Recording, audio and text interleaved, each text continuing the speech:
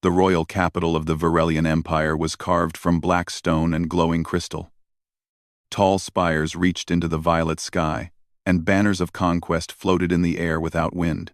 This was a world where strength was everything, weakness was mocked, and mercy was seen as foolish. At the center of it all sat Queen Zathira. She ruled from a throne shaped like a coiled predator, her silver eyes watching every movement in the grand hall. Around her stood generals, nobles, and warriors from many species, each one hardened by battle. They had gathered today for something unusual. A human stood alone before them. He was not tall by alien standards. He wore simple armor, scratched and worn, with no royal markings. His dark hair was tied back, and his face showed calm focus instead of fear. His name was Ethan Cole, a human envoy from the distant Terran systems. Many in the court whispered, "A single human? They send this one to speak for them? He looks fragile." Queen Zathira listened, but did not silence them. Amusement curved her lips as she studied the human. Humans were new to this region of space. They had survived harsh worlds. Yes, but they were small, soft, and lacked natural weapons. At least, that was what everyone believed. "You have traveled far," the queen said, her voice echoing through the hall. "You stand before my throne without kneeling. That alone is bold." Ethan inclined his head respectfully, but he did not kneel. "Among humans, we kneel only by choice, not fear." A ripple of shock passed through the court. Some warriors reached for their weapons, but the queen lifted a single clawed finger. She was intrigued now. "You speak of choice," she said. "Then you must understand the choice you have made by coming here." "I do," Ethan replied calmly. "I came to ask for peaceful passage through your territory. Nothing more." Laughter broke out among the nobles. "Peace?" One general scoffed. "Humans always ask before they beg," another said. Queen Zathira rose slowly from her throne. She was tall, powerful, her presence alone enough to make hardened soldiers lower their eyes. "Peace is earned," she said, "and respect is taken." Her gaze shifted briefly to her daughter, Princess Lyra, who stood beside the throne. Lyra was younger, her posture disciplined but her eyes curious. She watched the human closely, sensing something different about him. "You wish safe passage," the queen continued. "Then you must prove your worth." Ethan nodded once. "Name your terms." That calm answer stirred the queen's interest even more. She smiled, but it was not kind. "There is an ancient trial," she said. "One meant to remind all who we are." "Trial," she said, applied. She said, she gestured, and the floor of the hall shimmered. A massive image appeared. Claws, scales, glowing eyes, and teeth large enough to crush armored vehicles. Gasps filled the room. "The beast of Karzul," someone whispered. Even seasoned warriors shifted uneasily. "The beast," Queen Zathira said, "has lived beneath our capital for generations. It has slain champions, devoured warlords, and survived every attempt to kill it. It is strength made flesh." She turned back to Ethan, her eyes sharp. "If you defeat the beast," she said loudly, "I will grant your request." The court fell silent. Then she added, almost casually, "And as tradition demands, I will offer my daughter's hand in union." To a four, the silence shattered into stunned murmurs. Princess Lyra stiffened. Her eyes widened, but she did not protest. Royal duty had been drilled into her since childhood. Though her heart pounded hard, Ethan froze for the first time. He did not look at the princess. Instead, he met the queen's gaze. "I did not come seeking marriage," he said carefully. "Nor will you leave without earning your place," the queen replied. "Do you accept?" The queen did not believe he would. This was a performance. A lesson for her court. The human would refuse or die, and either outcome would reinforce Virelian dominance. Ethan was silent for several long seconds. The entire court watched him. Then, he spoke. "I accept." The laughter this time was louder. "Madness. He does not understand. He will die screaming." Princess Lyra's breath caught. She studied the human's face, expecting fear, regret, or desperation. She saw none of those things. Instead, she saw determination, quiet and unshaken. Queen Zathira's smile tightened. "So be it," she said. "The trial begins at first light." Guards escorted Ethan from the hall. As the doors closed behind him, the court erupted into excited conversation. Bets were already being made not on whether the human would win, but how long he would survive. Princess Lyra remained silent. Later that night, high above the city, Ethan stood alone on a balcony assigned to him. The sky was filled with strange stars, unfamiliar constellations. He rested his hands on the railing and breathed slowly. He was not fearless. He was afraid. But fear was something humans had lived with forever. On Earth, predators had once hunted them.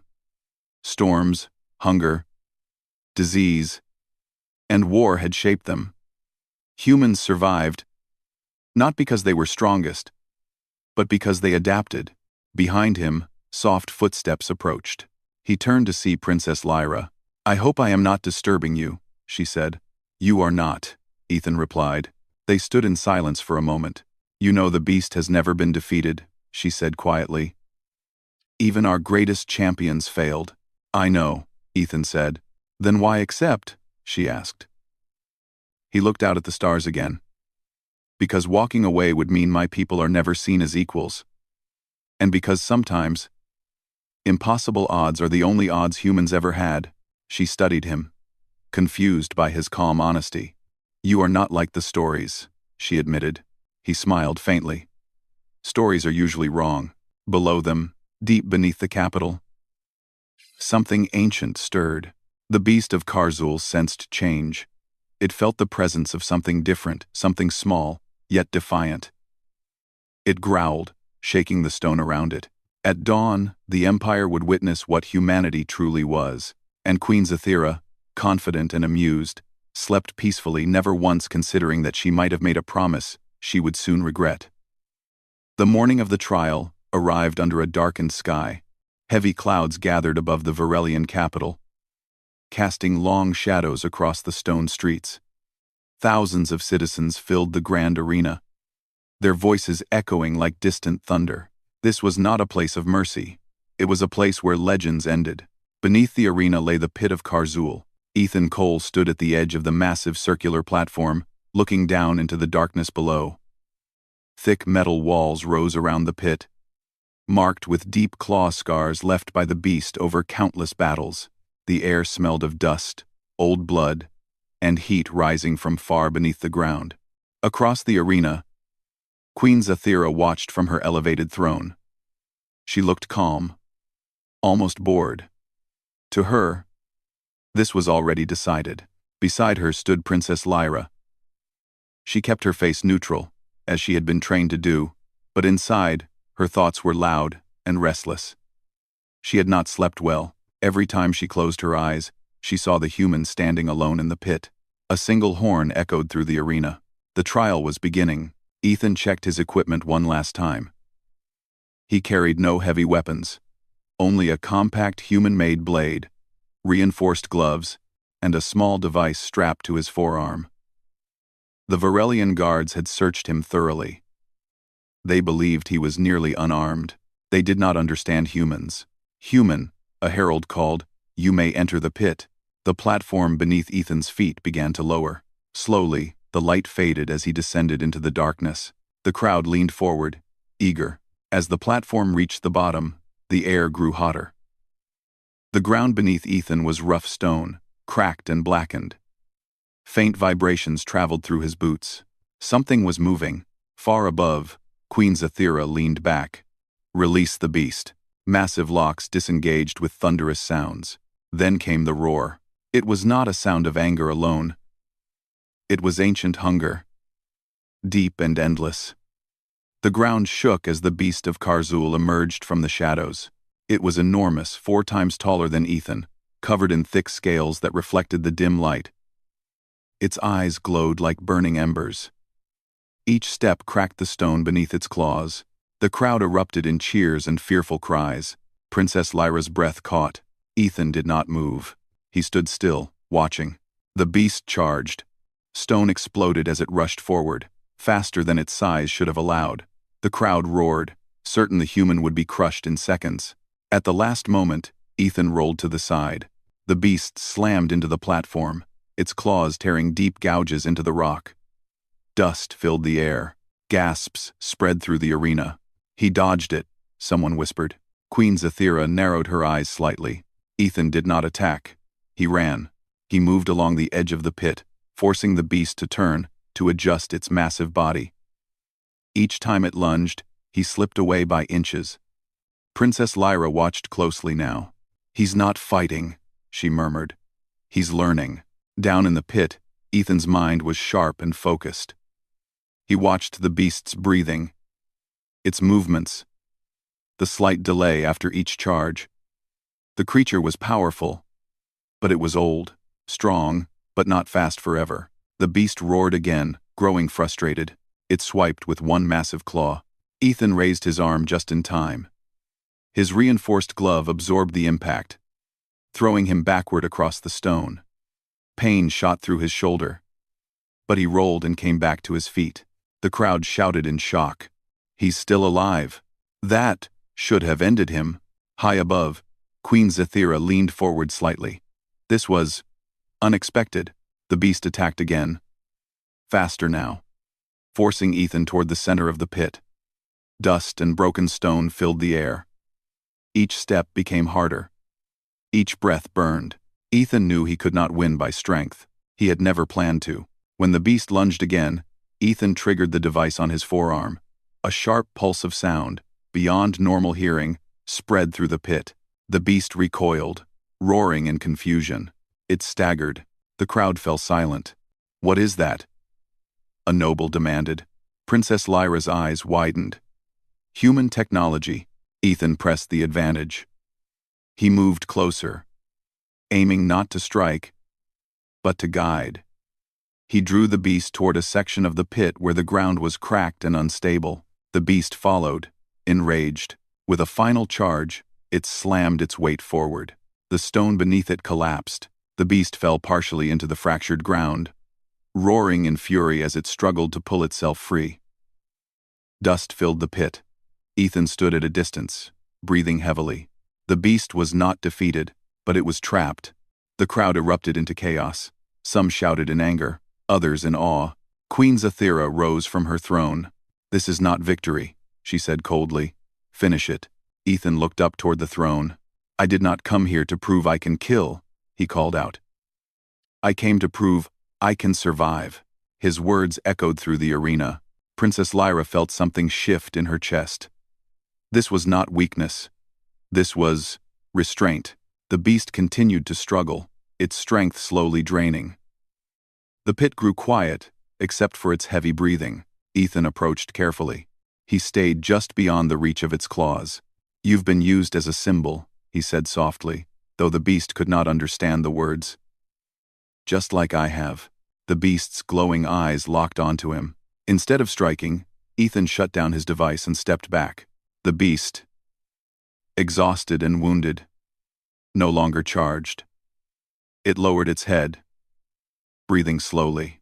Silence fell over the arena. Queen Zathira stared down, her expression unreadable. The human still lived, not by luck, not by mercy, but by choice, patience, and intelligence. Princess Lyra finally exhaled the breath she had been holding. For the first time in her life, she questioned everything her people believed about strength. And far beneath the arena, as the beast lay restrained and defeated without death, the Empire witnessed something dangerous. A human had entered the pit and walked out alive. Silence ruled the grand arena long after the beast stopped moving. Dust slowly settled over the cracked stone. The beast of Karzul lay half-trapped, breathing heavy, but alive. Its glowing eyes were dimmer now, no longer filled with rage. It did not rise again. Ethan Cole stood still, his chest rising and falling as he caught his breath. Every muscle in his body ached, but he remained on his feet. Above him, thousands of eyes stared down in disbelief. This was not how the trial was supposed to end. Queen Zathira remained standing. Her fingers tightened around the arm of her throne. The human had not died. Worse, he had changed the meaning of the trial itself. "This is not victory," she said, her voice amplified across the arena. "The beast lives." Ethan looked up calmly. "The trial was to beat the beast," he replied, "not to slaughter it." Murmurs spread through the crowd. He speaks boldly. He twists the words. "But the beast is defeated." Princess Lyra stepped forward despite herself. "Mother," she said carefully, "the laws do not demand the beast's death, only that it be overcome." Queen Zathira turned slowly toward her daughter. Her gaze was sharp. "Warning. You forget your place," the queen said. Lyra lowered her head, but she did not step back. The queen looked again at Ethan. For the first time, there was no amusement in her eyes. "Very well," she said. "You survived. You trapped the beast. But survival alone does not make one worthy." The arena gates opened, and guards entered the pit cautiously, surrounding Ethan at a distance. Weapons were raised. "Ready. You will face judgment," the queen continued. "Until then, you will remain under watch." Ethan did not resist as the guards escorted him from the pit. He walked with steady steps, even as pain throbbed through his body. The crowd watched in uneasy silence. They had expected a corpse. Instead, they saw a human who refused to break. Ethan was placed in a guarded chamber within the palace walls. The room was simple, carved from smooth stone, with a single light source glowing faintly above. Hours passed. Outside, the Empire argued. Some nobles demanded the human's execution, claiming the trial was incomplete. Others whispered that the queen's word was sacred and could not be broken. The story spread quickly through the capital and beyond. A human had faced the beast and lived. Princess Lyra paced her private chamber, unable to calm her thoughts.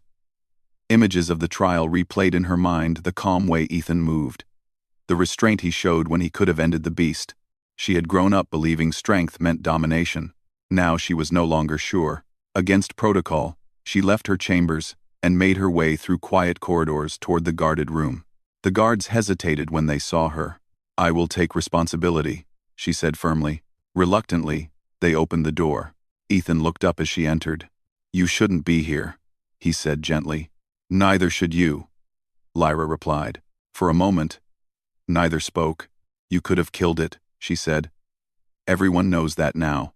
"I know," Ethan replied. "But then I would be just another conqueror." She studied him closely. "You don't fear my mother?" "I respect her," he said. "But fear clouds judgment." Lyra sat across from him, folding her hands. "You changed the Empire today." "That was not my goal," Ethan said. "I just wanted my people to be seen." Lyra felt a strange warmth in her chest. Humans were supposed to be reckless and arrogant. This one was neither. Before she could speak again, heavy footsteps echoed outside. Queen Zathira entered. The guards stepped back immediately. Her presence filled the room. "You have nerve," the queen said to her daughter. "And you," she added, turning to Ethan, "have caused unrest." "Truth often does," Ethan replied. The queen's eyes flashed, but she did not strike him down. Instead, she studied him as one might study a weapon.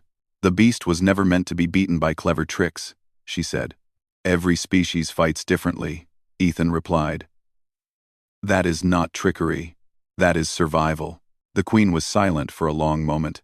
Then she spoke again. "Very well," she said. "The trial will continue." Lyra stiffened. "Mother." "The beast tested strength," the queen said. "Now the Empire will test loyalty." She turned to Ethan. "Tomorrow, you will stand before the High Council.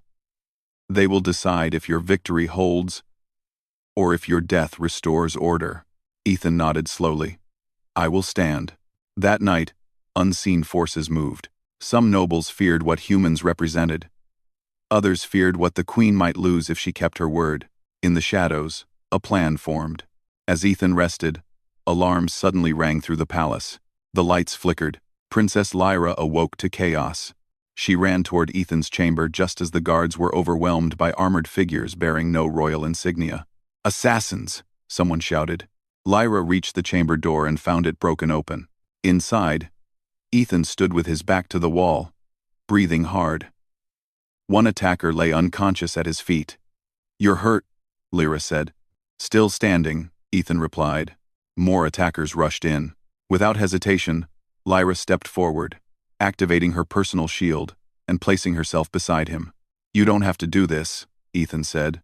"I choose to," she replied. Together, they held the doorway until royal guards finally arrived and drove the attackers back. When it was over, silence returned heavy and dangerous. Queen Zathira arrived moments later, her fury barely controlled. "So," she said coldly, surveying the damage. "The truth reveals itself." Her gaze moved to the fallen attackers. "My own court fears you." She looked at Ethan. "And that makes you far more dangerous than I imagined." Lyra stood tall beside him. "He defended himself," she said. "And he defended me." The queen said nothing, but something shifted behind her eyes. The next day, Ethan stood before the High Council. The chamber was vast, filled with representatives from many worlds. Screens displayed footage of the trial, the beast's defeat, and the attempted assassination. The truth could not be hidden. Ethan spoke simply. He did not boast. He did not beg. He told them who humans were, how they survived worlds that tried to kill them, how they adapted when strength failed, how they stood together when fear demanded surrender. The council listened. Even the queen listened. By the end, the chamber was silent. The Empire had expected a monster. Instead, they saw a mirror. And mirrors are frightening. Queen Zathira rose. "The promise was mine," she said. "And I will not be remembered as a liar." Gasps spread through the chamber. "My daughter's hand was offered," she continued. "Not as a prize, but as a bond." Lyra stepped forward, her voice steady. "And I accept. By choice." All eyes turned to Ethan. He met Lyra's gaze and nodded once. "I will honor her," he said. "And I will honor this empire." Queen Zathira exhaled slowly. The human had not just beaten the beast, he had beaten the empire's fear. And in doing so, he had changed the fate of worlds. Delegates from across the Varelian Empire and beyond stood shoulder to shoulder. Warriors, nobles, diplomats, and observers from allied systems all waited in tense silence. What had begun as a challenge meant to humiliate a human had grown into something far greater. At the center of the hall stood Ethan Cole. He wore no royal armor, no symbols of conquest, only a simple human uniform, clean but unadorned. His posture was straight, his expression calm. Beside him stood Princess Lyra. She was no longer dressed as a ceremonial figure. Instead, she wore the attire of a future ruler, strong lines, protective layers, and the insignia of her house. She looked forward, not down. Not afraid. Queen Zathira rose from her throne. The room fell silent instantly. "For generations," the queen said, her voice carrying through the hall, "our empire has believed that strength alone defines worth." She paused, letting her words settle. "We built our laws, our trials, and our pride on that belief." Her silver eyes moved to Ethan. "Then a human came to us." Murmurs rippled through the crowd. "He did not kneel," the queen continued. "He did not threaten. He did not beg." She lifted her chin slightly. "He endured." The queen raised one clawed hand, and images appeared across the chamber, footage of the beast battle, the assassination attempt, and the council trial. "He faced our greatest symbol of power," she said, "and chose control over cruelty." The hall remained silent. "And when fear moved my own court to betrayal," she added, her voice tightening, "he stood his ground again. Not to conquer us, but to survive us." Queen Zathira turned to her daughter. "Lyra," she said, "step forward." Lyra obeyed. "Do you accept the bond offered by ancient law?" the queen asked. "Not by command, but by choice." Lyra looked at Ethan, then she faced the hall. "I do," she said clearly. "Not because he won a trial, but because he showed me a strength our empire forgot." A quiet shock spread through the chamber. Queen Zathira nodded once. "Then I will keep my promise." She turned to Ethan. "Human," she said, "do you accept this bond and the responsibilities that come with it?" Ethan did not answer immediately. He looked around the hall at warriors who once mocked him, nobles who feared him, and allies who now watched with respect. "I accept," he said. "Not as a ruler, not as a conqueror, but as a bridge between our peoples. I would see. We enough." For the first time, the queen smiled without mockery. "So be it." The days that followed reshaped the empire. News of the humans' trial spread faster than any fleet. Across worlds, stories were told of the small species that faced monsters not with rage, but resolve. Humanity was no longer seen as weak. It was seen as dangerous in a different way. Ethan refused titles offered to him. He declined personal guards. He walked the halls freely, speaking to soldiers, engineers, and citizens alike. They noticed something strange. He listened. Princess Lyra trained beside him, not because she needed protection but because she wanted to understand humanity. She learned how humans planned, how they prepared for loss, and how they endured failure without surrender. "You don't fight like us," she said one evening. "We don't live like you," Ethan replied. They laughed quietly at that. Below the capital, the beast of Karzul was relocated, not destroyed. Humans worked alongside Varelian engineers to reinforce its containment, ensuring it would never again be used as a symbol of fear. The Empire watched this with unease and curiosity. Queen Zethira observed everything from her throne. She had ruled by strength her entire life. Now she saw a different future forming, one she did not fully control. The final test came sooner than expected. A hostile coalition from beyond Varelian space sent an ultimatum. They demanded territory, tribute, and submission. They mocked the Empire for allowing a human to stand beside its throne. The court erupted in anger. "Prepare the fleets. Crush them. Show them our strength." Queen Zethira listened. Then she turned to Ethan. "What would humans do?" she asked. Ethan considered for a moment. "They would prepare for war," he said. The queen nodded slowly. A joint fleet was assembled, not massive, not overwhelming. Just enough. Human ships flew alongside Varelian warcraft. When the hostile coalition arrived, they found something unexpected. Not threats, not insults, but a clear message. "We will defend ourselves. We will not dominate you, but we will not break." The coalition hesitated. They had expected aggression. Instead, they faced certainty. They withdrew. The Empire watched in stunned silence.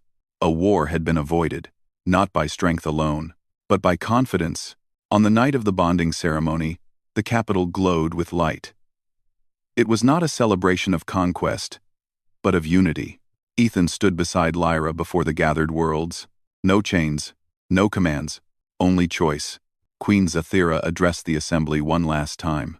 "Let this moment be remembered," she said, "not as the day a human won a trial, but as the day we learned that survival itself is a form of power." She looked at Ethan. "You beat the beast," she said. "But more importantly, you beat what we feared to face." Ethan met her gaze. "Fear keeps you alive," he said, "but it should never decide who you become." The queen inclined her head. Respect. Years later, stories would be told across the galaxy. Of the human who walked into a monster's pit and walked out unchanged. Of an empire that learned strength could evolve. And of humanity, a species that never claimed to be the strongest, but proved again and again that when the universe tested them, they endured, they adapted, and they stood.